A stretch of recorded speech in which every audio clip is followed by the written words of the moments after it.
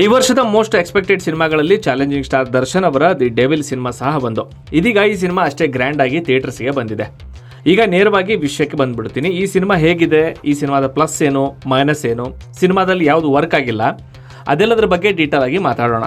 Devil ಸಿನಿಮಾದಲ್ಲಿ CM Rajashekhar corruption ಆರೋಪದ ಮೇಲೆ ಜೈಲಿಗೆ ಸೇರ್ತಾರೆ. ಅದೇ ಸಿಎಂ ಕುರ್ಚಿ ಮೇಲೆ ಒಂದಿಷ್ಟು ಜನರ ಕಣ್ಣು ಬೀಳುತ್ತೆ.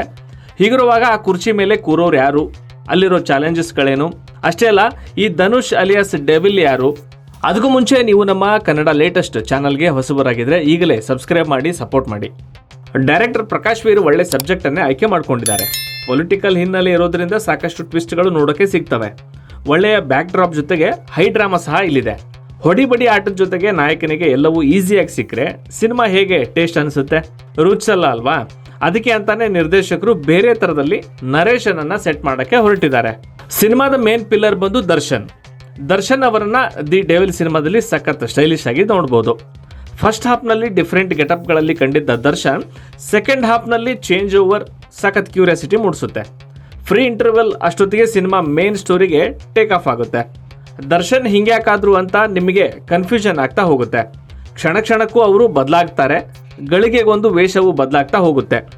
ಪಕ್ಕಾ ಕಮರ್ಷಿಯಲ್ ಜಾನರ್ನಲ್ಲಿರೋ ಈ ಸಿನಿಮಾ ದರ್ಶನ್ ಅವರ ಫ್ಯಾನ್ಸ್ಗೆ ಹೇಳಿ ಮಾಡಿಸಂತ ಟ್ರೀಟ್ ಆಗಿದೆ.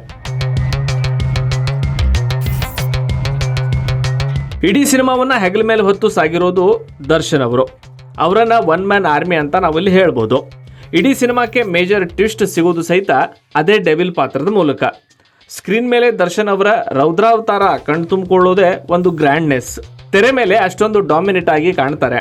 ಚಿತ್ರದಲ್ಲಿ ದೊಡ್ಡ ಸ್ಟಾರ್ ಕಾಸ್ಟ್ ಇದ್ರೂ ದರ್ಶನ್ ಅವರನ್ನೇ ಮೆರೆಸಲಾಗಿದೆ. ಹಿನ್ನೆಲೆ ಸಂಗೀತ ಮತ್ತು ಹಾಡುಗಳ ವಿಚಾರದಲ್ಲಿ ಮ್ಯೂಸಿಕ್ ಡೈರೆಕ್ಟರ್ ಅಜನೀಶ್ ಲೋಕನಾಥ್ ಮೋಸ ಮಾಡಲ್ಲ.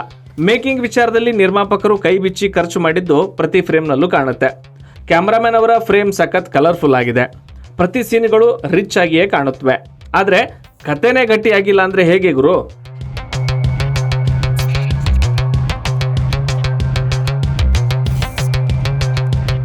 ಹೌದು, ಇದಿಷ್ಟು ಡೆವಿಲ್ ಚಿತ್ರದ ಒನ್ ಸೈಡ್ ಸ್ಟೋರಿ.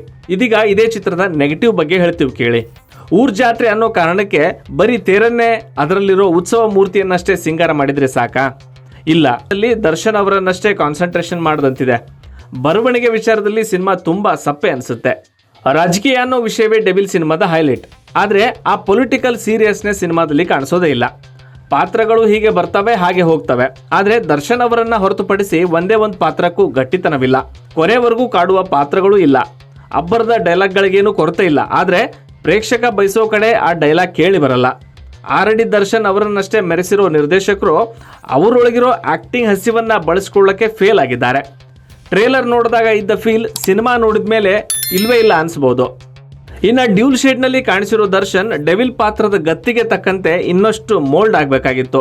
ಬದಲಿಗೆ ಅವರ ನಟನೆ ತುಂಬಾ ಆರ್ಟಿಫಿಷಿಯಲ್ ಅನ್ಸುತ್ತೆ. ಫ್ರೇಮ್ ಬೈ ಫ್ರೇಮ್ ಸಖತ್ ಕ್ಲಾಸಿ ಆಗಿದ್ರು VFX ತುಂಬಾ ಪೂವರ್ ಅನ್ಸುತ್ತೆ.